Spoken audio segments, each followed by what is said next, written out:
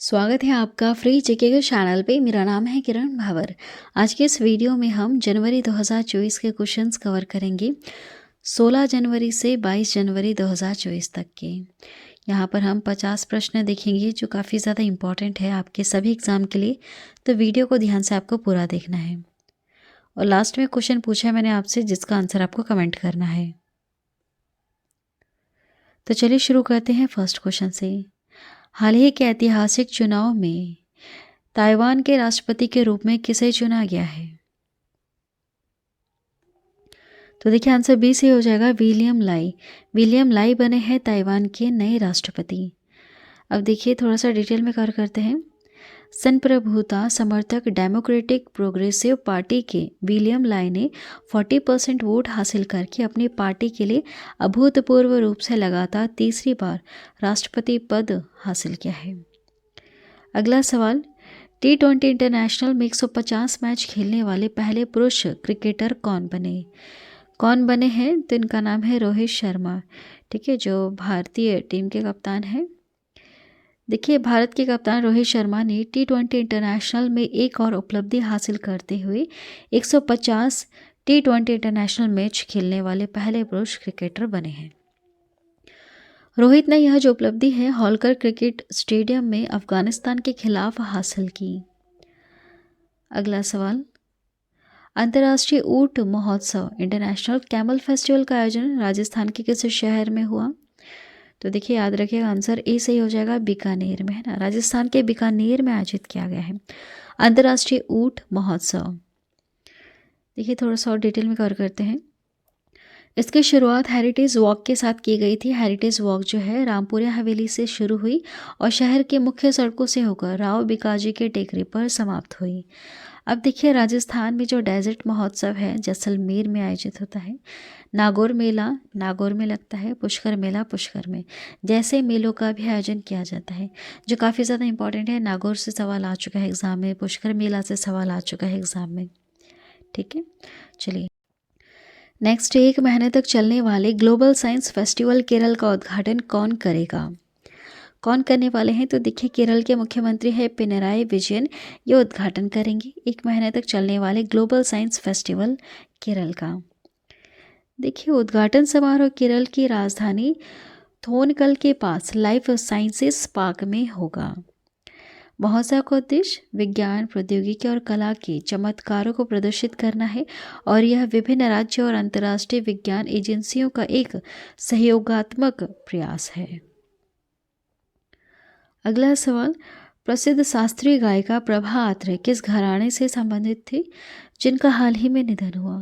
तो देखिए इनका संबंध था किराना घराने से। ठीक है, प्रसिद्ध शास्त्रीय गायिका हैं प्रभा अत्रे, इनका संबंध। अब देखिए यहाँ पर डिटेल में कवर करेंगे। प्रख्यात शास्त्रीय गायिका हैं, इन्हें पद्म विभूषण अवार्ड से सम्मानित किया गया था प्रभा अत्रे को, और 92 वर्ष की आयु में इनका हाल ही में निधन हुआ। प्रभा अत्रे हिंदुस्तानी शास्त्रीय संगीत के किराना घराने से जुड़ी हुई थी। वर्ष 1991 में उन्हें संगीत नाटक अकादमी पुरस्कार से सम्मानित किया गया था। साथ ही उन्हें पद्मश्री, पद्म भूषण से भी सम्मानित किया गया है। राष्ट्रीय कालिदास पुरस्कार और टैगोर अकादमी रत्न पुरस्कार से सम्मानित किया गया। ठीक है, तो बहुत सारे इन्हें सम्मान पुरस्कार मिले हैं। अगला सवाल है, रोगाणुरोधी प्रतिरोध से निपटने के लिए केरल सरकार की पहल क्या है? केरल सरकार ने पहल का नाम रखा है ऑपरेशन अमृत, जो रोगाणुरोधी प्रतिरोध से निपटने के लिए चलाई गई है केरल सरकार के द्वारा। देखिए यह पहल का उद्देश्य राज्य में एंटीबायोटिक दवाओं की अत्यधिक उपयोग को रोकना और रोगाणुरोधी प्रतिरोध से निपटना है। औषधि नियंत्रण विभाग एंटीबायोटिक दवाओं की ओवर द काउंटर बिक्री को लेकर इसमें रोक लगाएगी, क्योंकि ये गलत है, बहुत ज़्यादा लोग इसे बेच रहे हैं। तो ओवर द काउंटर बिक्री को रोक लगाया जाएगा। एंटीबायोटिक उपयोग को अनुकूलित करने में महत्वपूर्ण भूमिका निभाता है यह ऑपरेशन अमृत। अगला सवाल, एशियाई शूटिंग चैंपियनशिप 2024 में पुरुषों की 25 मीटर स्टैंडर्ड पिस्टल इवेंट में किसने गोल्ड मेडल जीता? किसने जीता है? तो इनका नाम है योगेश सिंह। इन्होंने जीता है एशियाई शूटिंग चैंपियनशिप 2024 में पुरुषों की 25 मीटर स्टैंडर्ड पिस्टल इवेंट। देखिए, इंडोनेशिया के जकार्ता में आयोजित एशियाई शूटिंग चैंपियनशिप 2024 में पुरुषों के 25 मीटर स्टैंडर्ड पिस्टल इवेंट में भारत के निशानेबाज योगेश सिंह ने गोल्ड मेडल जीता। मंगलोई निशानेबाज ने रजत पदक, कजाकिस्तान के निशानेबाज ने कांस्य पदक जीता। अगला सवाल, हाल ही में सिक्योर आर्मी मोबाइल इकोसिस्टम संभव को किसने लॉन्च किया? इसे लॉन्च किया है इंडियन आर्मी ने। इसके बारे में थोड़ा सा जानते हैं, यह क्या है? तो देखिए, इसे शिक्षा और उद्योग के राष्ट्रीय उत्कृष्टता केंद्रों के सहयोग से विकसित किया गया।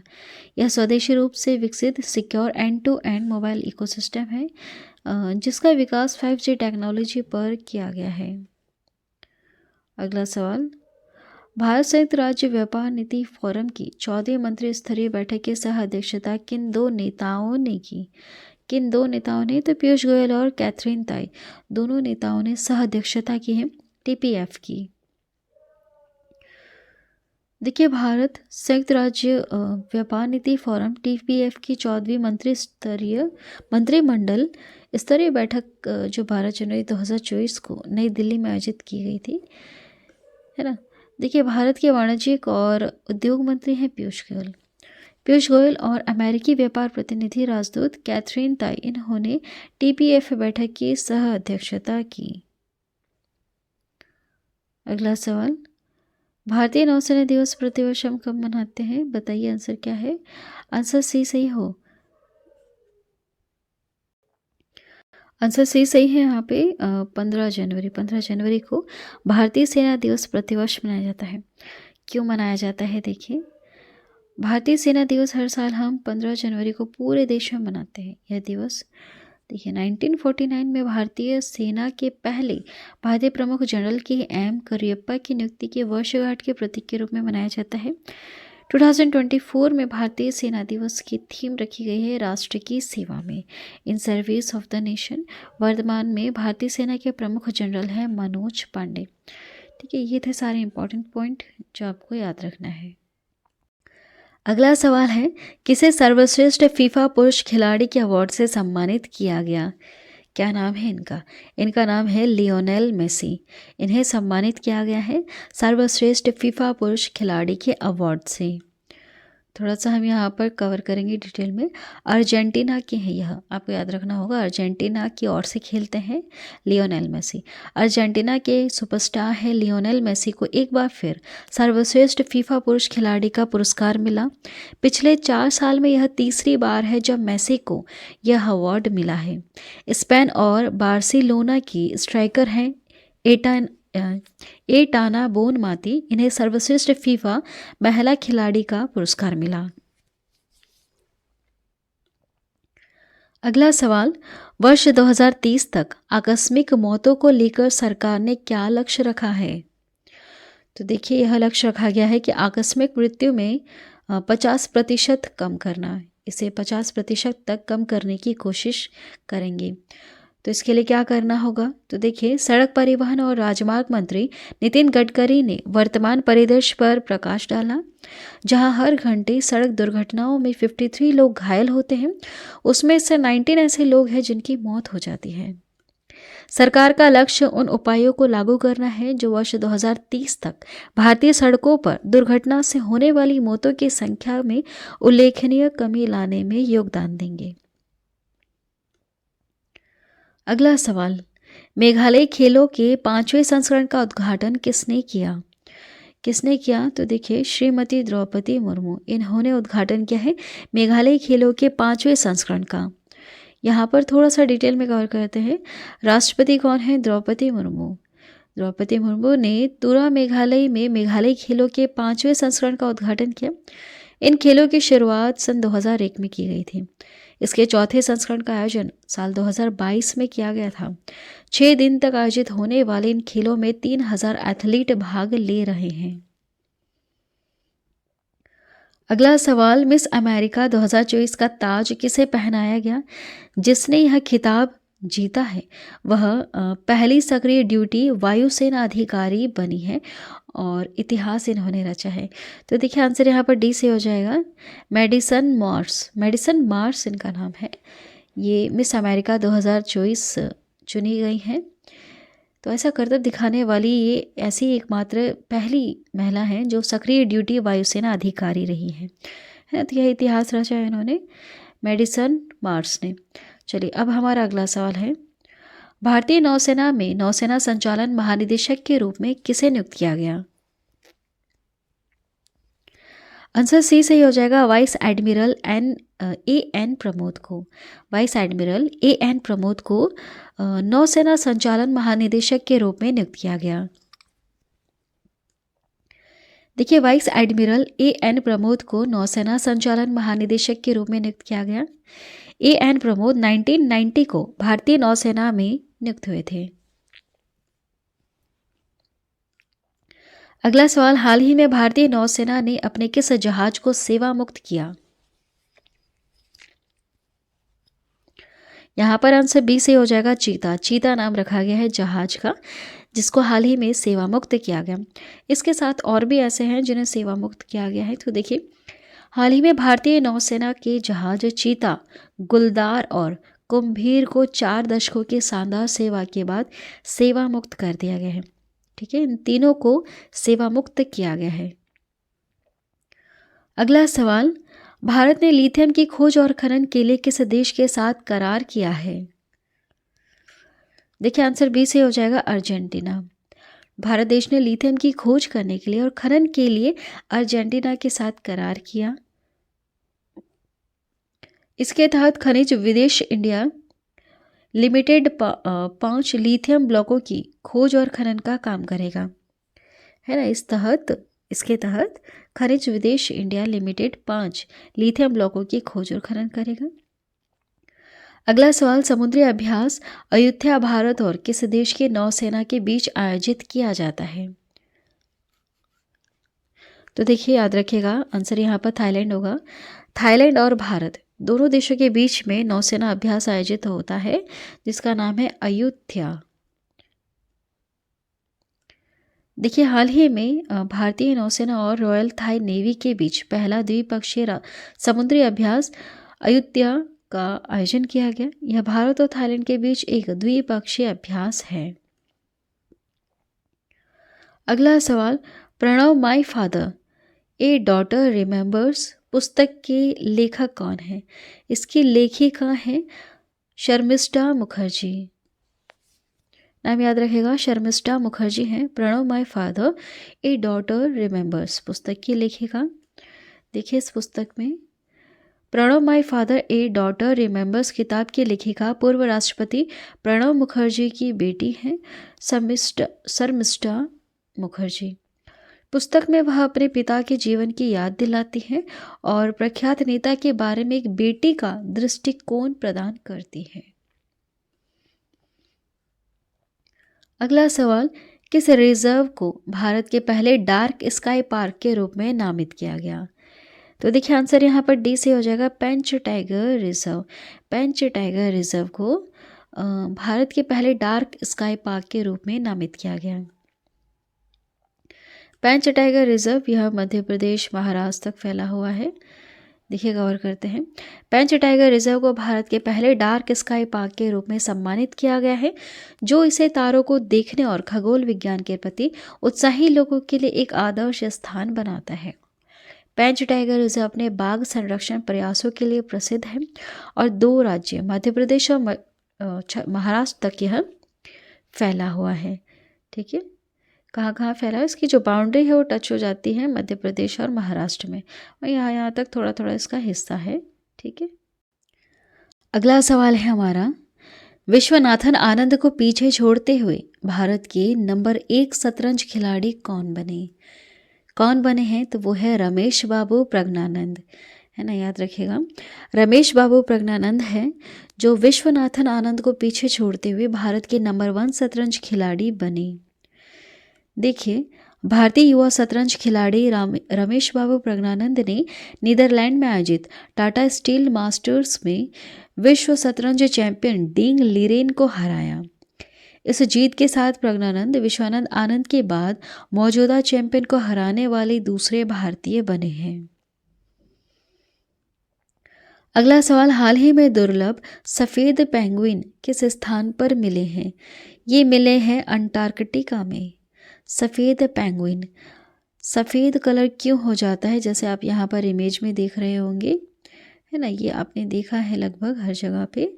तो बिल्कुल ये सारी चीज़ें सफ़ेद कैसे होती हैं, इनके पेरेंट्स नॉर्मल हैं, इनके आने वाली जनरेशन भी इनसे जो खुद से होगी वो भी नॉर्मल है, लेकिन इनमें क्या प्रॉब्लम है। तो देखिए, अंटार्कटिका में सफ़ेद रंग का एक दुर्लभ सफ़ेद पेंगुइन देखा गया है। एबनॉर्मल कंडीशन है जिसका नाम है ल्यूसिज्म, इसके चलते पेंगुइन का रंग सफ़ेद हुआ है। ठीक है, तो क्या नाम है इस प्रॉब्लम का, एबनॉर्मल कंडीशन है जिसका नाम है ल्यूसिज्म। ल्यूसिज्म। अब देखिए, ये जो चीज़ है ये चिड़िया और रेप्टाइल्स में ल्यूसिज्म एबनॉर्मल कंडीशन पाई जाती है, सिर्फ उसमें उनमें ही नहीं इंसानों में भी देखने के लिए मिलता है। नेक्स्ट क्वेश्चन है, ग्लोबल फायर पावर रैंकिंग में दुनिया की सबसे शक्तिशाली सेनाओं में भारत देश की रैंक क्या है। तो हमारा भारत देश आता है चौथे नंबर पर। अब हम कवर करते हैं कि फर्स्ट, सेकंड और थर्ड पोजीशन पर कौन है और फर्स्ट सेकंड वाले से हमारे रिश्ते कैसे हैं। तो देखिए, हाल ही में ग्लोबल फायर पावर ने सैन्य क्षमता के आधार पर दुनिया के देशों की एक रैंकिंग जारी की। दुनिया की सबसे ताकतवर सेनाओं में अमेरिका टॉप पर, दूसरे नंबर पर रूस और चीन है तीसरे नंबर पर। इस रैंकिंग में भारत देश आता है चौथे नंबर पर। तो जो पहले के टॉप 2 हैं अमेरिका और रूस, ये बहुत अच्छी बात है कि ये दोनों भारत देश के बहुत अच्छे मित्र हैं। ठीक है, अब देखिए, इस रैंकिंग में दुनिया के 145 देशों को शामिल किया गया है। पड़ोसी देश पाकिस्तान यहाँ पर 9th नंबर पर आता है। अगला सवाल, जनवरी 2024 में सहयोग काईजिन संयुक्त अभ्यास में किन दो देशों ने भाग लिया। किन दो देशों ने भाग लिया है। तो देखिए, यह भारत और जापान के बीच में आयोजित किया जाता है काईजिन। देखिए, 2026 के ज्ञापन से जुड़े इस सहयोग का उद्देश्य दो तटरक्षक एजेंसियों के बीच विशेषज्ञता साझा करने और सर्वोत्तम प्रथाओं में द्विपक्षीय सहयोग को मजबूत करना है। अगला सवाल, साल 2023 के दिसंबर महीने के लिए प्लेयर ऑफ द मंथ का अवार्ड किसने जीता। किसने जीता है। तो यह जीता है पैट कमिंस ने। पैट कमिंस ने जीता है और महिला में ये हैं दीप्ति शर्मा। चलिए देखिए, यहाँ पर एक्स्ट्रा पॉइंट में हम कवर करते हैं। सर्वश्रेष्ठ पुरुष क्रिकेटर का अवार्ड ऑस्ट्रेलिया के कप्तान पैट कमिंस ने जीता। PAT Cummins. सर्वश्रेष्ठ महिला क्रिकेटर का अवार्ड भारत की दीप्ति शर्मा को मिला। नेक्स्ट पॉइंट है हमारा, आईसीसी हर महीने इंटरनेशनल क्रिकेट में सर्वश्रेष्ठ प्रदर्शन करने वाले खिलाड़ियों को player of the month award से सम्मानित करता है। अगला सवाल देखें, an uncommon love the early life of Sudha and Narayana Murthy किसने लिखी है।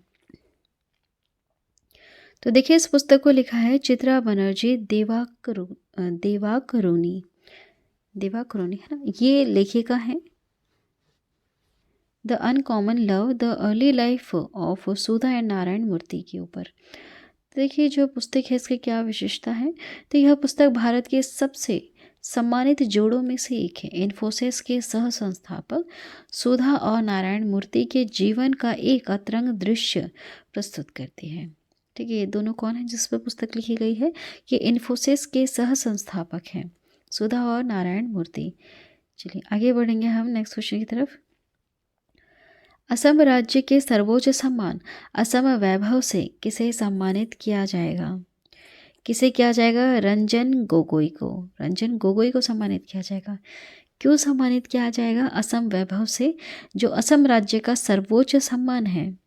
तो देखिए, असम के मुख्यमंत्री हेमंत बिश्वा शर्मा ने हाल ही में घोषणा की है कि पूर्व chief justice of India CJI और राज्यसभा सांसद रंजन गोगोई को असम वैभव पुरस्कार से सम्मानित किया जाना चाहिए, है ना, किया जाएगा। असम वैभव राज्य का सर्वोच्च नागरिक सम्मान है। सीजेआई रंजन गोगोई की अध्यक्षता वाली 5 जजों की बेंच ने 2019 में अयोध्या राम मंदिर पर अहम निर्णय लिया था, इसलिए इन्हें सम्मानित किया जाएगा। देखिए, वैसे मैंने वीडियो बना रखी है अयोध्या राम मंदिर के ऊपर, वहाँ पर मैंने आप लोगों को डिटेल में पूरा इतिहास समझाया है। ठीक है, शुरू से लेकर अभी तक क्या हुआ वो चीज़ें हमने बिल्कुल डिटेल में कवर की हैं। तो आपसे रिक्वेस्ट है कि आप उस वीडियो को ज़रूर देखना, वो बहुत ही ज़्यादा नॉलेजेबल वीडियो है। चलिए अगला देखिएगा, महाराष्ट्र सरकार ने राज्य के पहले ग्रीन अमोनिया प्लांट के लिए किसके साथ समझौता किया है? किसके साथ? तो यह समझौता किया गया है आइनॉक्स एयर प्रोडक्ट के साथ। आइनॉक्स एयर प्रोडक्ट्स के साथ समझौता किया। देखिए, इस प्रोजेक्ट पर कुल 3 बिलियन अमेरिकी डॉलर का खर्च किया जाएगा। इस प्लांट में ग्रीन लिक्विड अमोनिया का उत्पादन किया जाएगा। अगला सवाल, भारत की पहली सौर ऊर्जा संचालित नाव अयोध्या में किस नदी पर मिलेगी? तो यह सरयू नदी है ना, जहाँ पर अयोध्या है, जिस नदी जहाँ से ये नदी बह रही है, सरयू नदी, यहाँ पर अयोध्या है। तो भारत में पहली बार सौर ऊर्जा संचालित नाव अयोध्या में आपको सरयू नदी पर देखने के लिए मिलेगी। देखिए, भारत में पहली बार उत्तर प्रदेश के अयोध्या स्थित सरयू नदी में सौर ऊर्जा से चलने वाली नाव चलाई जाएगी। यह एक डुअल मोड ऑपरेटिंग नाव है जो 100% सौर विद्युत ऊर्जा बेस कार्य पर कार्य करती है। चलिए अब हमारा अगला सवाल है, यूक्रेन पर वैश्विक शांति शिखर सम्मेलन की मेजबानी कौन सा देश करेगा? यह करेगा स्विट्जरलैंड। ठीक है,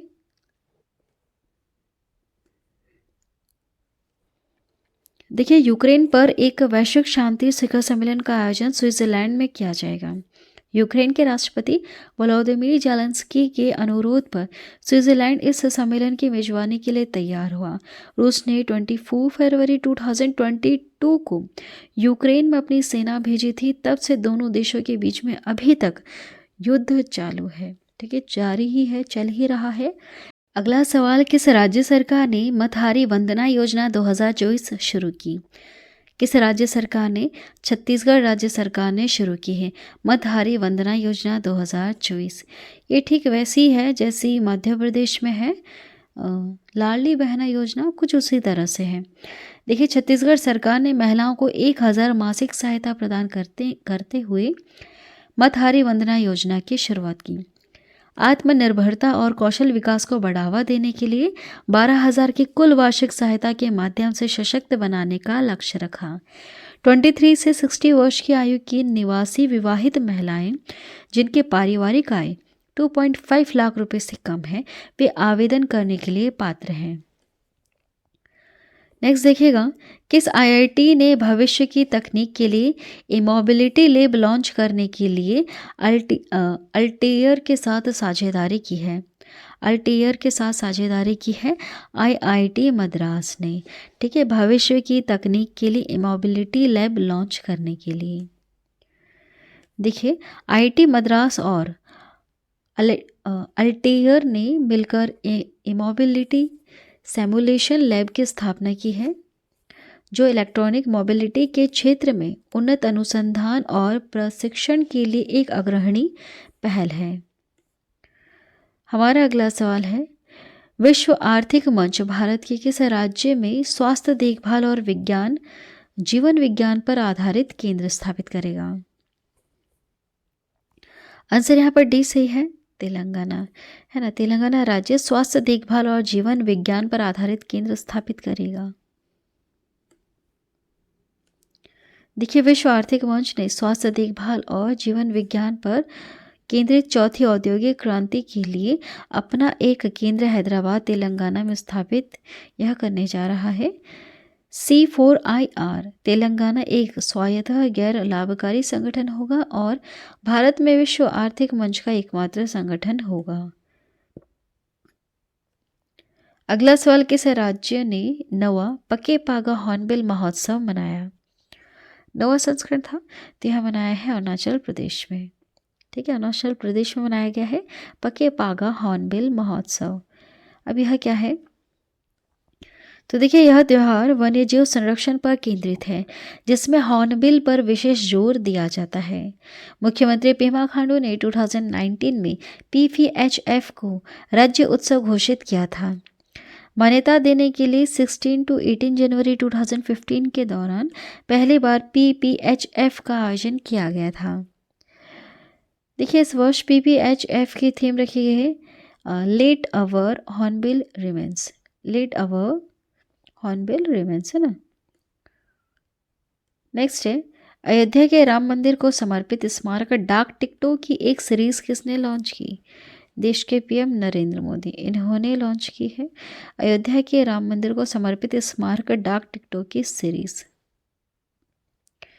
देखिए प्रधानमंत्री नरेंद्र मोदी ने अयोध्या में राम मंदिर को समर्पित स्मारक डाक टिकटों की एक सीरीज और दुनिया भर की टिकटों वाली एक पुस्तक जारी की। 6 अलग अलग डिजाइन के साथ ये टिकट श्री राम जन्मभूमि मंदिर के सार को दर्शाती है। अगला सवाल है सीएम जगन मोहन रेड्डी द्वारा उद्घाटन की गई स्टैच्यू ऑफ सोशल जस्टिस की ऊंचाई कितनी है? इसकी ऊंचाई है 206 फीट। सीएम जगन मोहन रेड्डी द्वारा उद्घाटन की गई स्टैच्यू ऑफ सोशल जस्टिस की ऊंचाई 206 फीट। अब ये जो स्टैच्यू है यह किसे समर्पित है और किस राज्य के मुख्यमंत्री हैं? तो देखिए आंध्र प्रदेश के मुख्यमंत्री है जगन मोहन रेड्डी विजयवाड़ा में डॉक्टर भीमराव अंबेडकर को समर्पित 206 फीट ऊंची सामाजिक न्याय की प्रतिमा का अनावरण करने के लिए तैयार है। विजयवाड़ा के स्वराज मैदान में 404 करोड़ रुपए की लागत से एक अनुभव केंद्र और अन्य सुविधाओं के साथ डॉक्टर भीमराव अंबेडकर की विशाल प्रतिमा बनाई गई। अगला सवाल पूर्वी नौसेना कमान के चीफ स्टाफ ऑफिसर ऑपरेशन के रूप में किसे नियुक्त किया गया? किसे नियुक्त किया गया है? शांतनु झा को नियुक्त किया गया है पूर्व नौसेना कमान के चीफ स्टाफ ऑफिसर के रूप में। देखिए शांतनु जो झा है ये पूर्वी नौसेना कमान की मुख्यालय में चीफ स्टाफ ऑफिसर ऑपरेशन के रूप में भी नियुक्त किए जा चुके हैं। अगला सवाल T20 इंटरनेशनल में सर्वाधिक शतक लगाने का रिकॉर्ड किस बल्लेबाज ने बनाया है? तो यह रिकॉर्ड है रोहित शर्मा के नाम। ठीक है, अब थोड़ा सा यहाँ पर कवर करते हैं। देखिए भारतीय कप्तान रोहित शर्मा ने T20 इंटरनेशनल में अपना 5वां शतक जड़ा है। देखिए रोहित ने बेंगलुरु की एम चिन्नास्वामी स्टेडियम में अफगानिस्तान के खिलाफ तीसरे और अंतिम T20 मैच में यह शतक जड़ा। इस मामले में उन्होंने सूर्य कुमार यादव और ग्लेन मैक्सवेल को पीछे छोड़कर 4 शतक दर्ज किए, जिन्होंने सूर्य कुमार यादव और ग्लेन मैक्सवेल ने 4 शतक दर्ज किए थे, लेकिन रोहित शर्मा ने 5 शतक जड़े हैं, है ना। तो ये रोहित शर्मा आगे हुए। अगला सवाल द्विपक्षीय श्रृंखला के लिए आईसीसी द्वारा नियुक्त पहली महिला तटस्थ एम्पायर कौन होगी? तो देखिए यहाँ पर आंसर बी सही है, सू रेडफर्न। सू रेडफर्न होंगी द्विपक्षीय श्रृंखला के लिए आईसीसी द्वारा नियुक्त पहली महिला तटस्थ एम्पायर। देखिए उन्हें ऑस्ट्रेलिया और दक्षिण अफ्रीका के बीच आगामी आईसीसी महिला चैंपियनशिप और T20I मैचों के लिए नामित किया गया है। रेडफर्न ने इंग्लैंड के लिए खेला है और कई विश्व कप में एम्पायरिंग का इनको अनुभव रहा है।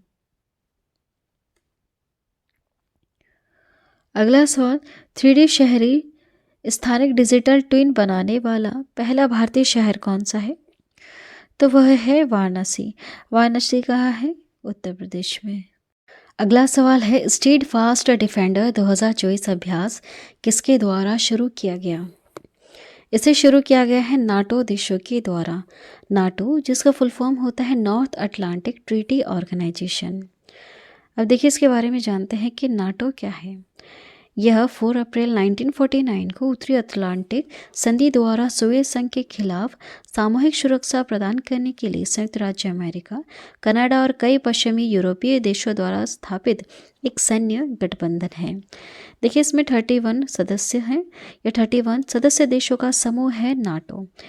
ये सब एक दूसरे की रक्षा के लिए सहमत हैं और तीसरे पक्ष के हमले के विरुद्ध हैं। फिनलैंड अभी वर्तमान में 31 नंबर ये जो ना नाटो का 31वां सदस्य बना है। आपको याद रखना है इससे पहले सिर्फ 30 ही सदस्य थे इसके। काफ़ी लंबे समय तक सिर्फ 30 सदस्य ही रहे हैं, लेकिन हाल ही में 31वां सदस्य बना है फिनलैंड। तो ये काफ़ी ज़्यादा इम्पॉर्टेंट पॉइंट है जो आपको ध्यान देना है। नेक्स्ट है, हाल ही में केंद्रीय मंत्री राव इंद्रजीत सिंह द्वारा लॉन्च किए गए ई साक्षी ऐप का उद्देश्य है MPLADS निधि प्रवाह की निगरानी करना। यह इसका मुख्य उद्देश्य है। अब डिटेल में कवर करते हैं। देखिए इम्पॉर्टेंट है, सांसद स्थानीय क्षेत्र विकास योजना MPLADS का यह फुल फॉर्म है। 23 दिसंबर 1993 को शुरू की गई ताकि संसदों को एक ऐसा तंत्र दिया जा सके जिससे वे स्थानीय लोगों की ज़रूरतों के अनुसार स्थायी सामुदायिक परिस्थितियों के निर्माण और सामुदायिक बुनियादी ढांचा सहित बुनियादी सुविधाएं प्रदान करने के लिए विकासकारी कार्यों की सिफारिश कर सके। इसका उद्देश्य क्या है, जो सांसद वगैरह होते हैं वो विकासकारी कार्यों की सिफारिश कर सके, इसलिए MPLADS को गठित किया गया है ना, MPLADS को शुरू किया गया। देखिए MPLADS ई साक्षी मोबाइल एप्लीकेशन को सांसदों द्वारा अपने निर्वाचन क्षेत्रों में विकास परियोजनाओं के साथ जुड़ने और प्रबंध करने के तरीके में क्रांतिकारी बदलाव लाने के लिए डिज़ाइन किया गया।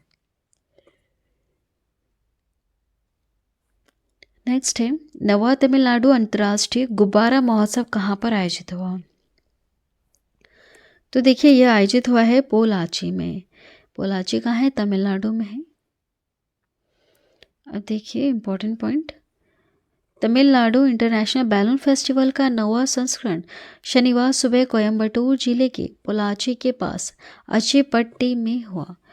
महोत्सव का उद्घाटन चैम्बर ऑफ कॉमर्स पोलाची के अध्यक्ष GD गोपालकृष्णन ने किया। महोत्सव में UK, France, Netherlands, Spain, Japan, Thailand और वियतनाम के गर्म हवा के गुब्बारे दिखाए गए। अगला सवाल, सशस्त्र सीमा बल के महानिदेशक के रूप में किसे नियुक्त किया गया? नियुक्त किया गया है दलजीत सिंह चौधरी को। ठीक है, सशस्त्र सीमा बल के महानिदेशक के रूप में। देखिए कार्मिक मंत्रालय के आदेश के अनुसार वरिष्ठ IPS अधिकारी दलजीत सिंह चौधरी को सशस्त्र सीमा बल SSB के महानिदेशक के रूप में नियुक्त किया गया। कैबिनेट की नियुक्ति समिति ने 30 नवंबर 2025 तक की अवधि के लिए SSB के महानिदेशक के रूप में चौधरी की नियुक्ति को मंजूरी दी है। दलजीत सिंह चौधरी उत्तर प्रदेश कैडर के 1990 बैच के वह IPS अधिकारी थे। अगला सवाल, खेलो इंडिया यूथ गेम्स 2024 की मेजबानी किस राज्य में की जाएगी? तो इसकी मेजबानी होगी तमिलनाडु राज्य में, खेलो इंडिया यूथ गेम्स 2024 की। देखिए एक्स्ट्रा पॉइंट, तमिलनाडु खेलो इंडिया यूथ गेम्स की मेजबानी करने के लिए तैयार है, जिसमें 26 विषयों में 5000 से अधिक युवा एथलीट भाग लेने वाले हैं। खेल 4 शहरों में चेन्नई, कोयम्बटूर, मदुरई, तिरुचि में आयोजित होंगे, जो राज्य भर में विविध खेल प्रतिभाओं का प्रदर्शन करेंगे। चेन्नई का नेहरू स्टेडियम खेलो इंडिया यूथ गेम्स 2024 के साथ ये जो वहाँ पर उद्घाटन हुआ है, तो इस बहुउद्घाटन का यह गवाह बनेगा चेन्नई का नेहरू स्टेडियम, है ना। नेक्स्ट क्वेश्चन देखिए, अमेरिका के बाहर बोइंग का सबसे बड़ा परिसर कहाँ स्थित है, जिसका उद्घाटन PM मोदी ने किया? तो यह स्थित है बेंगलुरु में। अमेरिका के बाहर बेंगलुरु में है बोइंग का सबसे बड़ा परिसर।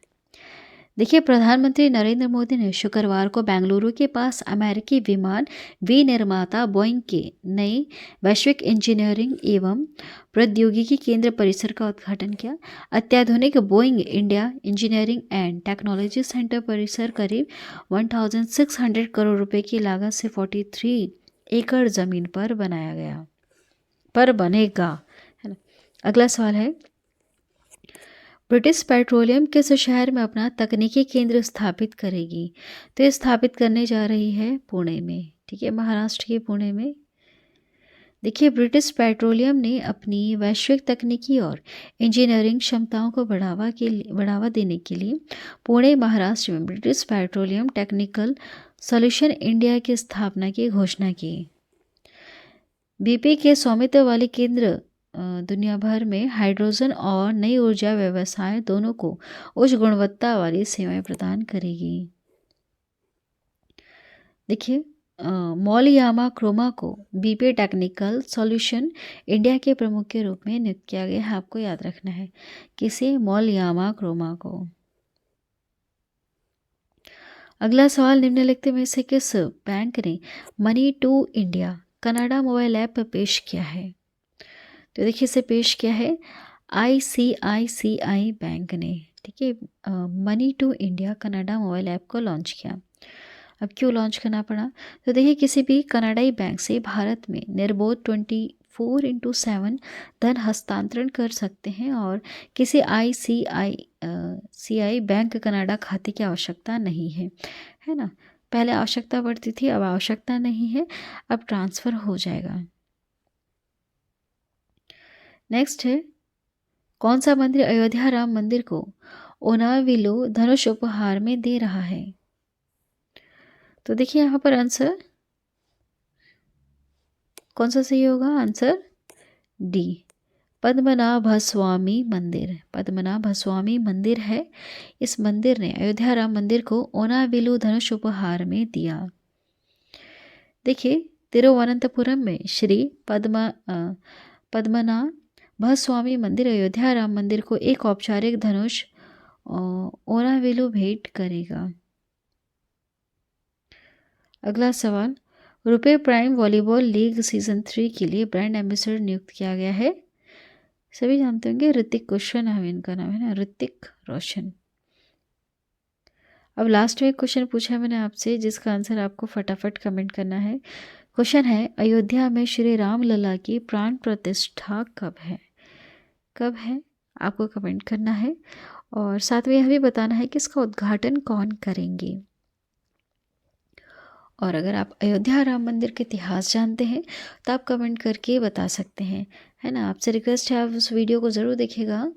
वीडियो है अयोध्या राम मंदिर के ऊपर, मैंने बना दी है 2-4 दिन पहले ही, तो काफ़ी ज़्यादा इम्पॉर्टेंट है। चलिए आज की वीडियो इतना ही, थैंक यू।